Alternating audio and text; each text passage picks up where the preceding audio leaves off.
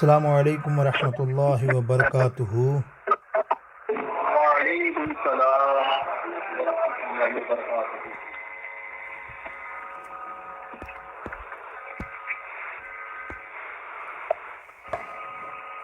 سب سے پہلے تمام حاضرین ناظرین اور جتنے آستانہ عالیہ کے میرے سننے والے، اللہ تعالیٰ کے کرم سے آپ سب کو پہلے میں گزری ہوئی عید مبارک کہتا ہوں۔ یقینی طور پہ ہم نے مس کیا تھا، میں انتہائی اہم جگہ پر ایک بیٹھا تھا عید کے دن، تو رابطہ نہیں ہو سکا، لیکن انشاءاللہ آپ سب کو دل کی گہرائیوں سے عید مبارک اور دعائیں۔ الحمدللہ درس انشاءاللہ تعالیٰ آج ہم شروع کر رہے ہیں، اور وہ ہم نے تھوڑا سا موضوع بھی رکھا ہے شہدائے احد اور سید شہداء امیر حمزہ رضی اللہ تعالیٰ عنہ کی شہادت۔ تو شہدائے اور غزوہ بدر کے غزوہ احد کے حساب سے انشاءاللہ آج ہم قرآن پاک کی آیتوں کی تلاوت کریں گے۔ ایک آیات ہے انشاءاللہ تعالیٰ، آئیے آج محبت کے ساتھ تمام حضرات سماعت فرمائیں۔ اللہ تعالیٰ مجھ سب کو قرآن و حدیث کی روشنی میں درس سننا اور اس پر عمل کرنا نصیب فرمائے۔ الحمدللہ الحمدللہ رب العالمین والصلاة والسلام علی رسولہ النبی الکریم، اما بعد فاعوذ باللہ من الشیطان الرجیم، بسم اللہ الرحمن الرحیم۔ کل نفس ذائقۃ الموت وإنما توفون أجوركم يوم القيامة فمن زحزح عن النار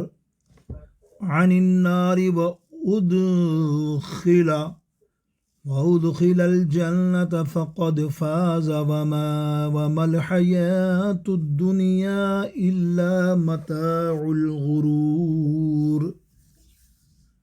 صدق اللہ مولانا العظیم۔ ترجمہ: ہر شخص موت کا مزہ چکھنے والا ہے، اور تمہارے کاموں کی جزا تو قیامت کے دن ہی دی جائے گی۔ سو جو شخص دوزخ سے دور کیا گیا اور جنت میں داخل کر دیا گیا وہی کامیاب ہے، اور دنیا کی زندگی تو صرف دھوکے کا سامان ہے۔ صدق اللہ مولانا العظیم۔ رب اشرح لی صدری ویسر لی امری واحلل عقدۃ من لسانی یفقہوا قولی۔ اوس اعظم بمنے بی سر و سامہ مدد، قبلہ دی مدد، کعبہ ایما مدد۔ آئیے محبت کے ساتھ چند اشعار سرزمین مدینہ پاک کی یاد میں ہم سب لوگ انشاءاللہ تعالی گنگنائیں گے، اور توجہ سے سنیے گا۔ اللہ تعالی ہم سب کی ہر سال حاضری مدینہ پاک میں نصیب فرمائے، بلکہ بار بار حاضری نصیب فرمائے۔ پڑھیے محبت کے ساتھ: صلی اللہ علیہ یا رسول اللہ وسلم علیکہ یا حبیب اللہ۔ آئی پھر یاد مدینے کی رلانے کے لیے،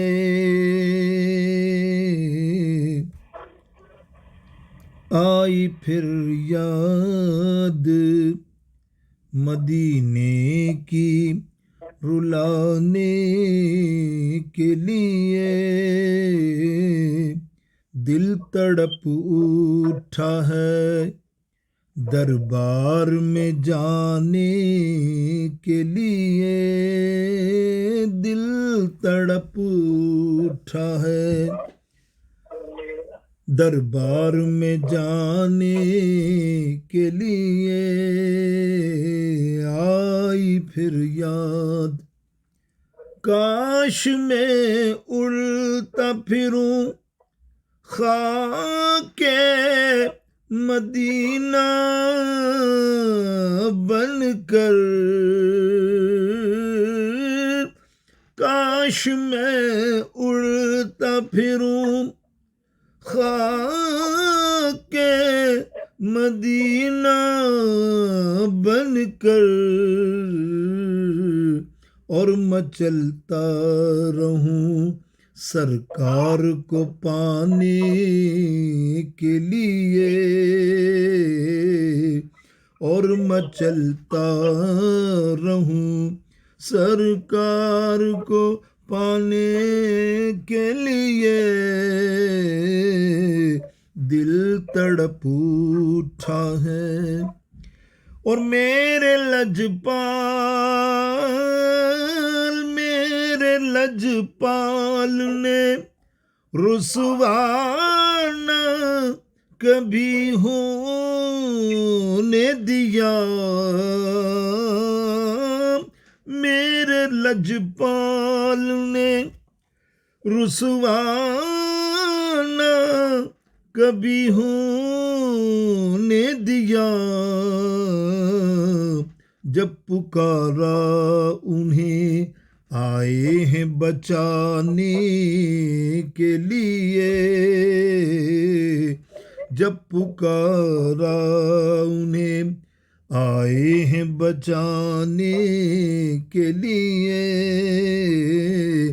آئی پھر یاد مدینے کی رلانے کے لیے، اور غم نہیں چھوڑ دے یہ سارا زمانہ بھی مجھے، غم نہیں چھوڑ دے یہ سارا زمانہ بھی مجھے، میرے آقا میرے مولا میرے آقا تو ہیں سینے سے لگانے کے لیے، میرے آقا تو ہیں سینے سے لگانے کے لیے، اور پھر میسر تجھے دیدار مدینہ ہوگا، پھر میسر تجھے دیدار مدینہ ہوگا، وہ بلائیں گے تجھے جلوہ دکھانے کے لیے، وہ بلائیں گے تجھے جلوہ دکھانے کے لیے، آئی پھر یاد مدینے کی رلانے کے لیے، اور مجھ گناہ گاروں خطا کار کو محشر میں ادیب،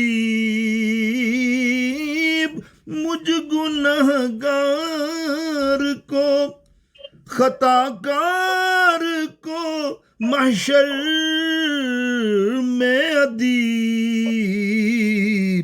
ہوں گے موجود وہ انشاءاللہ، ہوں گے موجود وہ دامن میں چھپانے کے لیے،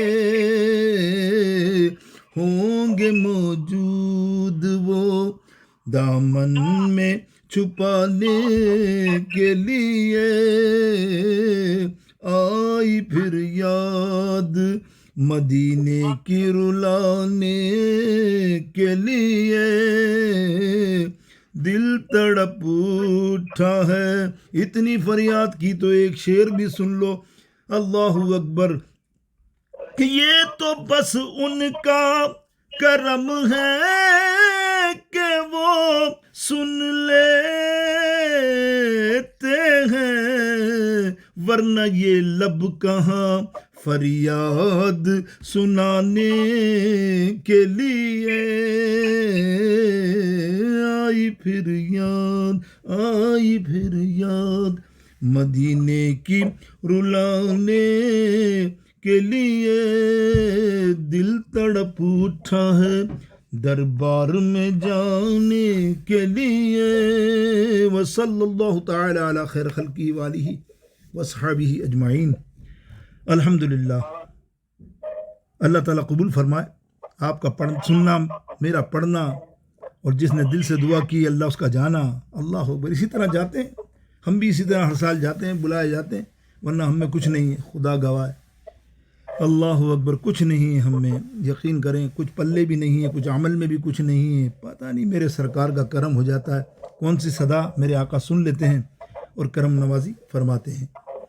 آئیے آیت کریمہ تلاوت کی.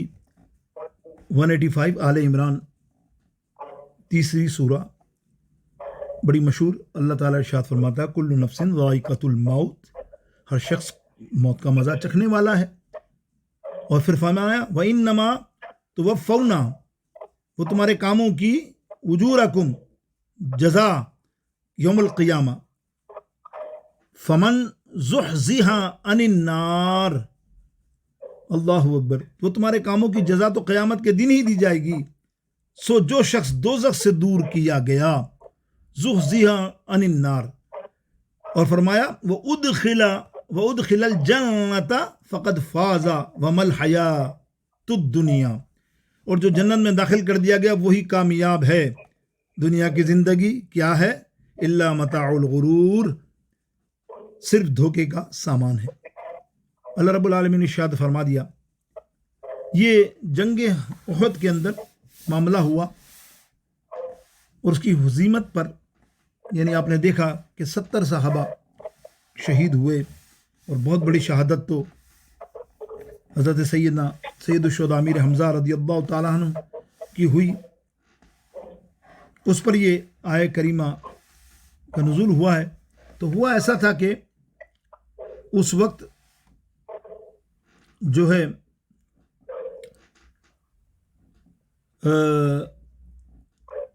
جو ہے 70 صحابہ کا غم سے مسلمان رنجیدہ اور غمزدہ تھے.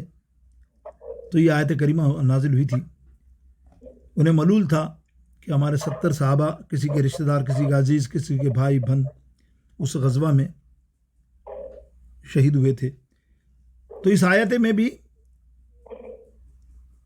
تسلی دی گئی ہے، اور منافقوں نے جو تان زان کیا تھا اس کا جواب دیا گیا ہے. منافق یہ کہتے تھے کہ اس جنگ میں ہم نے مشورہ دیا تھا. یعنی میں انشاءاللہ تعالی جمعے کے دن، یہ بیان ہے میرا، تو بڑی تفصیل سے میں غزوہ بدر کے معاملات پر گفتگو کروں گا. اللہ آپ کو توفیق دے تو ضرور شریک ہوئی ہوگا. آپ کو پتہ ہے ٹائم بھی 11:05 پہ لائیو ہوتا ہوں. یہ ضمن بتایا میں نے اپنے نیکی بڑھانے کے لیے کہ تم جتنا زیادہ سنو، اللہ تعالیٰ جو بھی نیک بندہ آئے میری محفل میں یا اس لائیو میں، اللہ تعالیٰ اس کے کرم سے مجھے بھی بخشش فرما دے، میرا بھی موت آسان کر دے، میری بھی قبر کو اللہ تعالیٰ نور کر دے. بس اللہ اکبر. اور آقا کی شفاعت نصیب ہو جائے کہ حضور کا ذکر کرتے ہیں، بس اسی میں ہماری اللہ رب العالمین جو ہے مغفرت فرما دے. تو مقصد یہ ہے کہ وہ جو غزوہ تھا اس کے اندر آپ نے کو علم ہونا چاہیے کہ حضور علیہ الصلوۃ والسلام نے مشورہ مانگا تھا کہ دشمن 3000 کا لشکر لے کر مدینے پر چڑھائی کر رہا ہے، کیا جائے. تو سب نے اپنے اپنے مشورے دیے. کسی نے کہا نہیں، ہمیں مدینہ شریف میں لڑنا چاہیے. اس میں جو سب سے بڑا کہنے والا تھا، حالانکہ خود آقا علیہ السلام نے بھی خواب دیکھا اور بتایا خواب کے بعد کہ میں مدینے میں ہی لڑنے کا خواہش مند ہوں. اور خواب کی تعبیرات بھی بہت ساری آتی ہیں. کئی دفعہ آپ نے بھی دیکھا کہ میرا ایک عزیز جو ہے اس غزوہ میں بہت پیارا، وہ بھی شہید ہوگا، اشارہ دیا تھا. یہ معاملات تھے.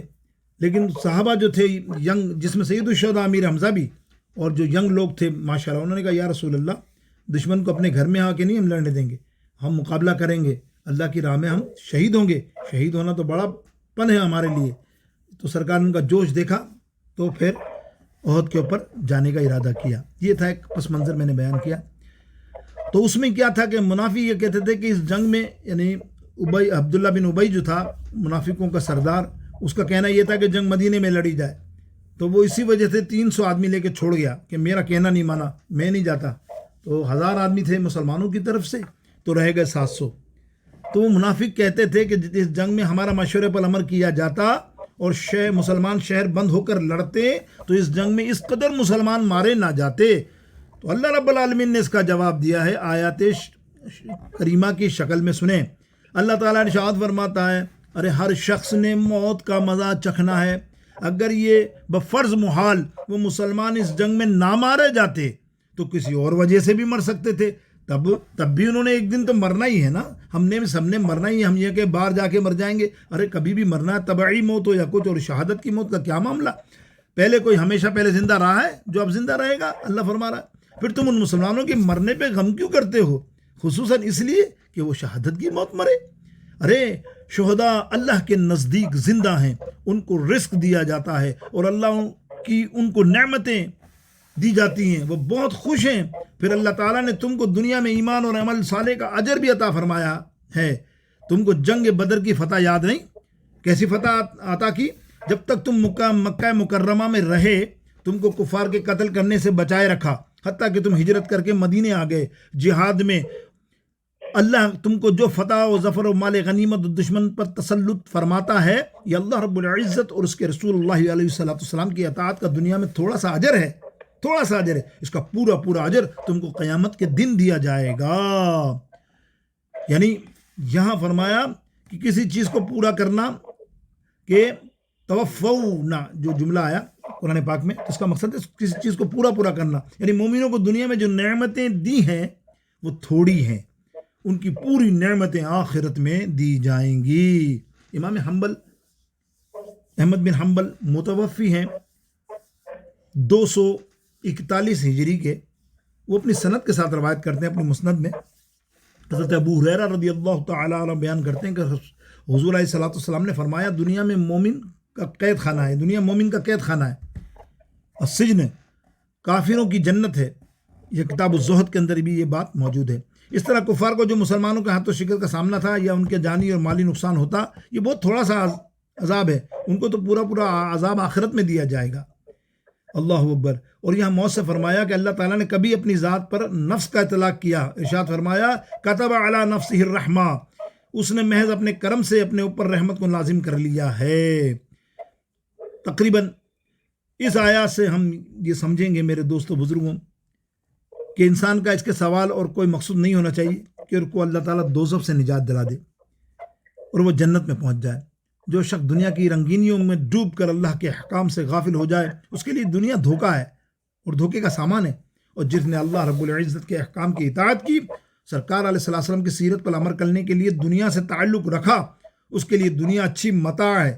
تو اس آیت کریمہ میں 2 جز ہیں، ایک جہنم سے دوری اور جنت کا وصال، اس کو کامیابی فرمایا۔ یعنی حضرت ابو عیسیٰ جامع ترمذی میں لکھتے ہیں، عیسیٰ ترمذی روایت کرتے ہیں، آپ کا بھی سن وفات تقریباً قریب ہے 279 ہجری میں۔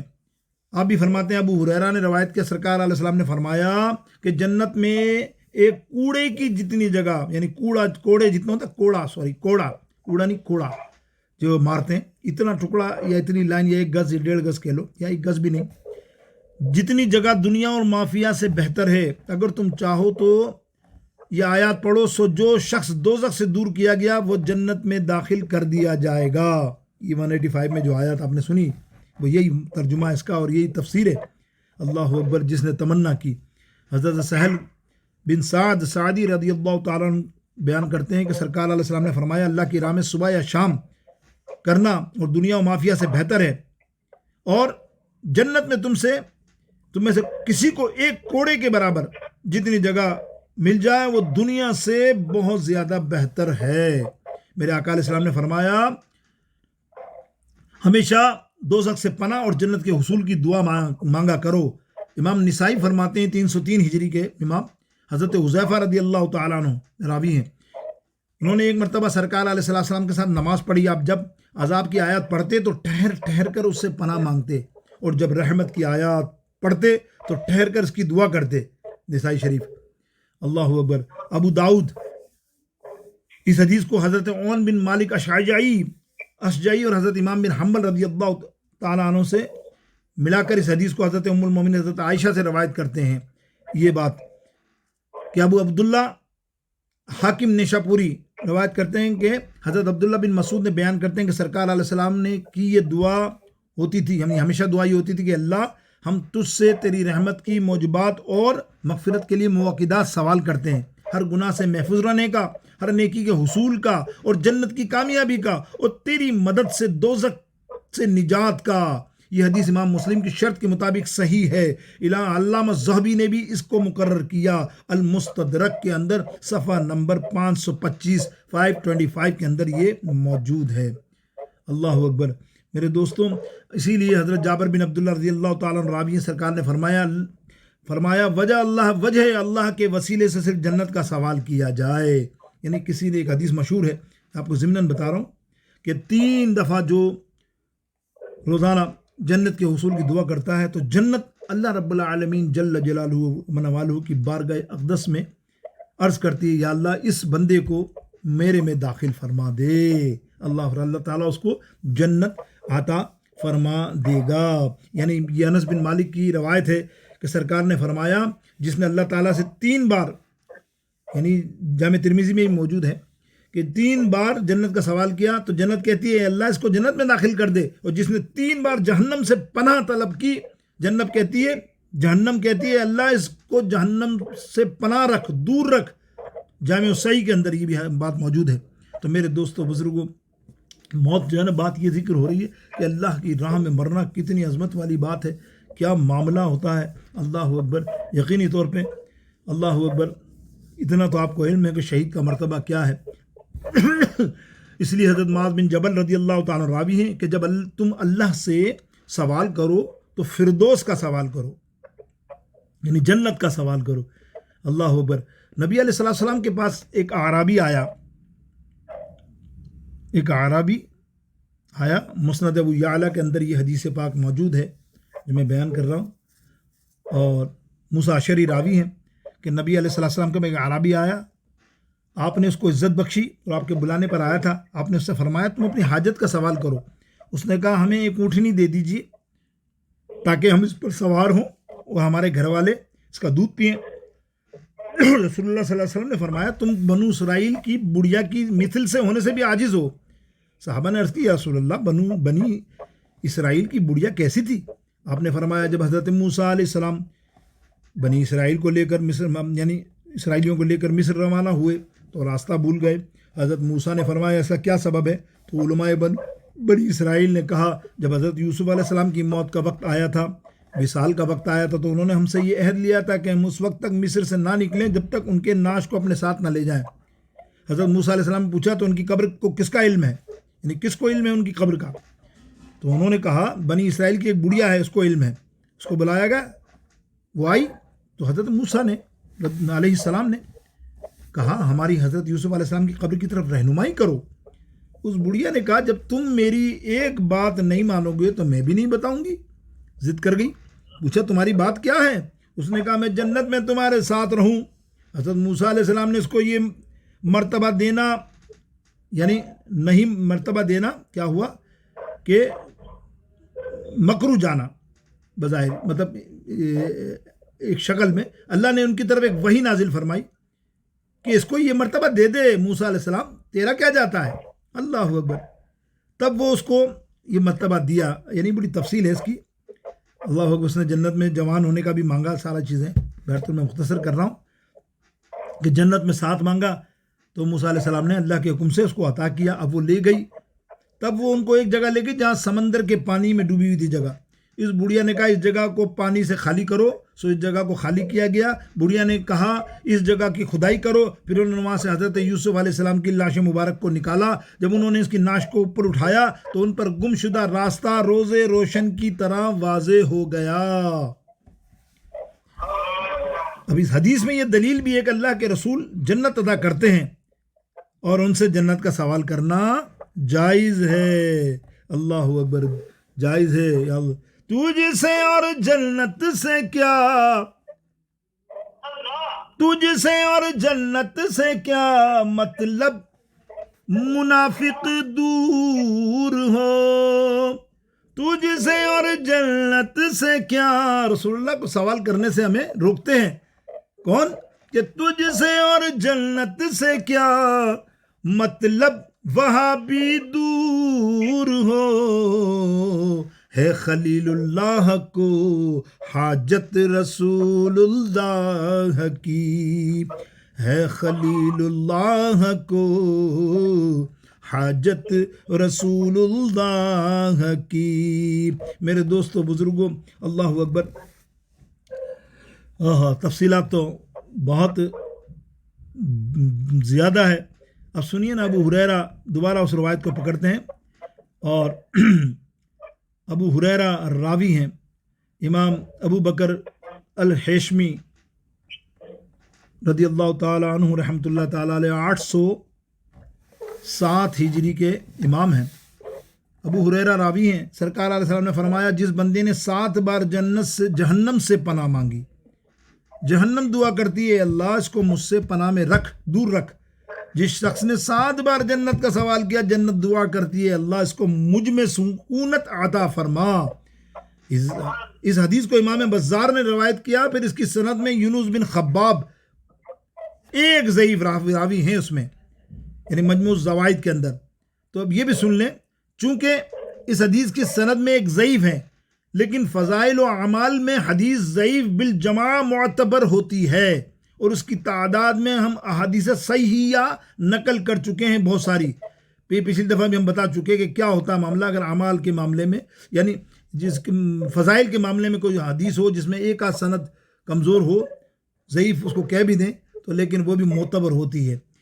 اس لیے میرے دوستو, بعض لوگ کہتے ہیں کہ ہم کو جنت نہیں مدینہ چاہیے.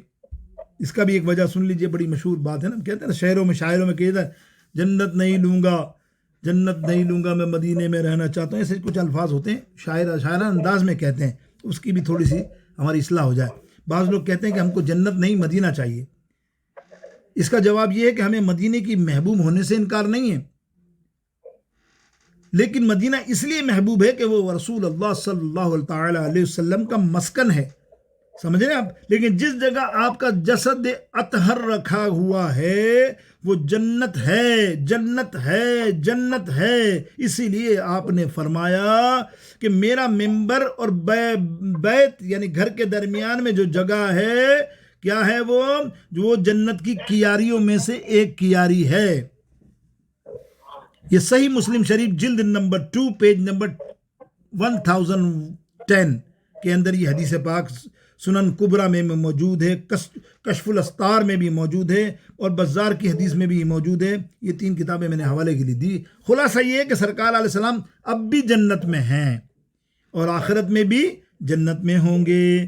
تو اول و آخرت یعنی اول و آخر جنتی مطلوب ہے نا ہمیں, کہ جنت ملے گی لوں گا, مگر اس دعا کے بعد کہ جنت میں بھی نبی کا مدینہ دکھائی دے. یا رب میری اللہ نگاہ کو ایسا دکھائی دے, پر دیکھوں جدھر تو گنبدے خضرا دکھائی دے, ایسا دکھائی دے, بولو ایسا دکھائی دے. دعا مانگ لو یار, کیا پتہ مدینے کا تمہارا میرا سفر ہو جائے پھر کبھی انشاءاللہ. اور رمضان کی دعا کرتے ہیں کہ ہم سب ساتھ ہوں. ابھی بہت سارے لوگ مجھے حیدرآباد کے ملے, سبحان اللہ, کافی تعداد میں تھے, بلکہ کم ملے. کافی تعداد کو میں نے دیکھا حرم میں بھی نظر آئے, لیکن نہیں مل سکے مجھ سے, ملنے نہ آئے. واللہ عالم بالصواب, ان کا اپنا معاملہ ہے, میرا کوئی ایسا مسئلہ نہیں ہے. اللہ کے حبیب نے جن کو ملانا تھا وہ آئے، مجھ سے ملے، ماشاءاللہ بڑی محبت دکھائی ماشاءاللہ، اور وہ افطار کا سامان بھی لاتے تھے، سبحان اللہ دیتے تھے، واہ واہ، اللہ ان کو جزا دے۔ آپ کے ساتھ توسل سے دعا مانگ رہا ہوں ان کے لیے۔ بہت سے لوگوں نے پاکستان کراچی سے بہت ساری چیزیں بھی بھیجی، دودھ کا معاملہ، پان کا معاملہ، واہ واہ، جو ماشاء اللہ کبھی کبھی ہمیں نصیب یہاں نہیں ہوتا اس ملک میں، تو وہاں مدینے میں سرکار کھلا دیتے، ہر قسم کا کھانا ہم نے کھایا، ہر قسم کا، واہ واہ سبحان اللہ، یا رسول اللہ آپ کا کرم ہے نا تو مدینہ کیوں نہ ہو پیارا ہمیں، کہ یا سب کہہ دو، یا رب میری نگاہ کو ایسا دکھائی دے، دیکھوں جدھر تو گنبدے خضرا دکھائی دے، جنت ملے گی لوں گا مگر آرزو یہ ہے، ارے جنت سے بھی جو مجھ کو مدینہ دکھائی دے۔ یہ شعر پہ کچھ لوگوں نے اعتراض کیا تھا، اللہ اکبر، آپ جنت کو ایسی بات کر رہے ہیں عابد بابا نے۔ میں نے کہا لے سن لے، آج موقع ملا ہے نا، اصل میں درس میں تو میں آپ کو یہ خلاصہ کر رہا ہوں، آپ سن لیا نا، میں نے تھوڑی بہت توجہ کی۔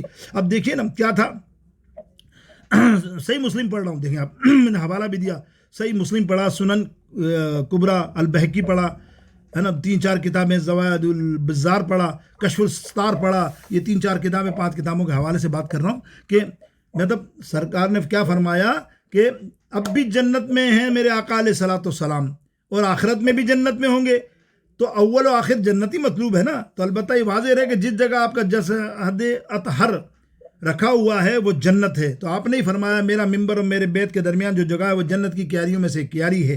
دیکھا خلاصہ یہ ہے کہ حضور علیہ السلام اب بھی جنت میں ہیں، آخرت میں بھی جنت میں ہوں گے، اول و آخری مطلوب ہے۔ تو میرے دوستوں بزرگوں، آپ کا جسد اطہر جہاں موجود ہے وہ کون سی جگہ ہے؟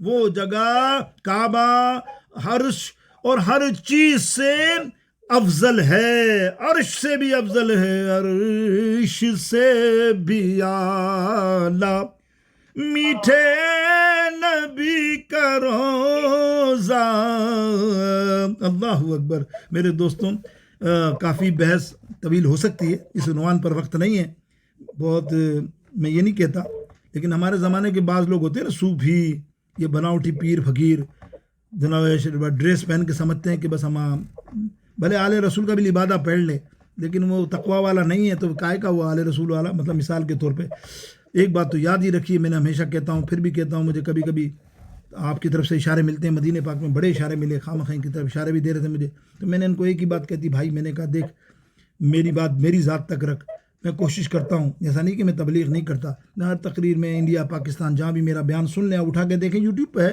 میں یہ بات کہتا ہوں بھائی کوئی بدعقیدہ میرا اپنا بھی کوئی ہو جائے، میرا بھائی، میرا بھانجا، میرا بھائی، میری بہن، جو کوئی بھی ہو جائے، وہ اس کا اپنا عمل ہے، ہم اس کو تبلیغ کرتے ہیں، بتاتے ہیں بھائی یہ غلط ہے، نہیں کرنا، وہ نہیں مانے اور گمراہ ہو جائے، تو اس میں اب یہ دیکھیں کیا بات، اب دیکھو نوح علیہ السلام کا بیٹا خود سگا، جہاں قرآن نزول ہوتا تھا وہاں وحی نازل ہوتی تھی، نعوذ باللہ، وہ قرآن وہ نوح یعنی نوح علیہ السلام کو وحی نازل ہوتی تھی نا، وہاں جب بتایا اس بھائی بیٹے کو تب بھی وہ نہیں مانا، تو ایسا کچھ نہیں ہوتا میرے دوستوں۔ لیکن اگر میرا تو یہ دعویٰ ہے کہ آپ بھی اچھے ہو جائیں، میں بھی اچھا ہو جاتا ہوں، تو پھر آپ تعلق نہ رکھیں نا، میں بھی میری اولاد ہو تو کبھی ہاتھ نہ چومنا، میرا اپنا بیٹا بھی خدا نہ خواستہ ایسا ہو جائے، میری اولاد میں سے بھی کوئی ہو جائے، کبھی ہاتھ نہ چومنا بھائی، میں آپ کو سچ کہہ رہا ہوں، بد عقیدہ ہو جائے، چاہے وہ خارجی ہو جائے، کوئی رافضی ہو جائے، جیسا بھی ہو جائے، مطلب کالا ہو جائے، پیلا ہو جائے، الٹا سیدھا ہو جائے، مطلب عقیدہ اہل سنت سے منحرف ہو جائے، کسی باتوں میں کوئی باتوں میں بھی تم سن لو تو تم تو پکے مر گئے، پھر تو تمہیں اس سے تعلق توڑنا ہے۔